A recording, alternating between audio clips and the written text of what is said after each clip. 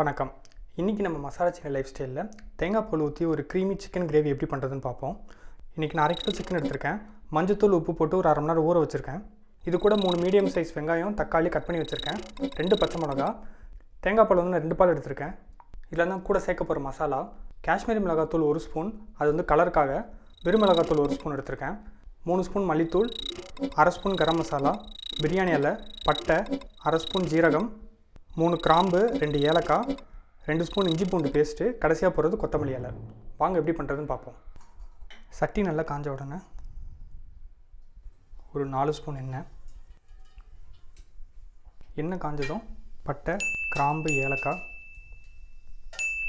பிரியாணி இலை, ஜீரகம்.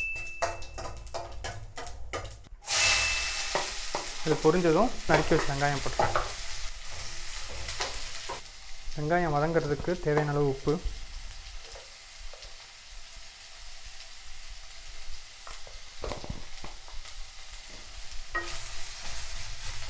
வெங்காயம் லைட் ப்ரௌன் கலர் ஆன உடனே தக்காளி போட்டுடலாம். கூடவே 2 பச்சை மிளகா கீராமல் போடுறேன். அது காரத்துக்கு கிடையாது, ஃப்ளேவருக்காக. தக்காளி நல்லா வதங்கணும். தக்காளி நல்லா வதங்கிடுச்சு. இந்த டைமில் இஞ்சி பூண்டு பேஸ்ட் சேர்த்துக்கிறேன். அந்த பச்சை வாசனை போகிற வரைக்கும் நல்லா வதக்கிடுங்க.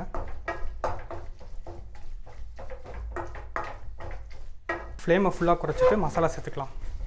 வெறும் மிளகாத்தூள், காஷ்மீரி மிளகாத்தூள்,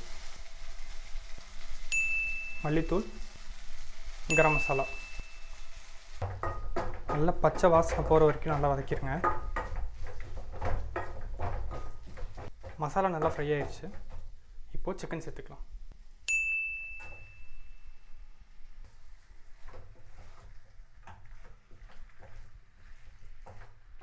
தண்ணி சேர்க்கறதுக்கு முன்னாடி இந்த மசாலாலே லைட்டாக கொஞ்சம் சிக்கன் வேகட்டும். இப்போது தண்ணி சேர்த்துக்கிறேன். ஃப்ளேமை மீடியமாக வச்சுக்கோங்க. இது ஒரு 5லேருந்து 10 நிமிஷம் நல்லா வேகட்டும். மூடி வச்சிடலாம்.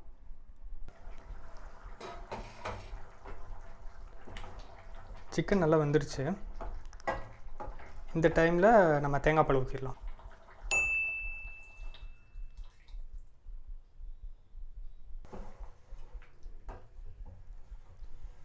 இப்போது உப்பு பார்த்துட்டு தேவையான அளவு உப்பு சேர்த்துக்கோங்க. நான் ஆல்ரெடி சிக்கன்லேயும் வெங்காயத்தில் உப்பு சேர்த்துட்டேன். ஸோ நான் லைட்டாக சேர்த்துக்கிறேன். இப்போ இது நல்லா ஓரளவுக்கு வற்றி க்ரீமியாக வர அளவுக்கு எடுத்துருங்க.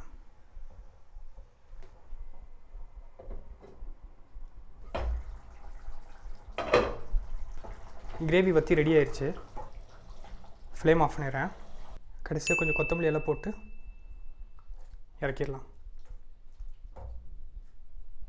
Creamy chicken gravy ready. இதில் நம்ம அதிகமாக தேங்காய் பால் ஊற்றிருக்கனால லைட்டாக ஒரு ஸ்வீட்னஸ் இருக்கும். வீட்டில் ட்ரை பண்ணி பாருங்கள். ட்ரை பண்ணி பார்த்துட்டு எப்படி வந்துச்சுன்னு கமெண்ட்ஸில் சொல்லுங்கள். தேங்க்யூ.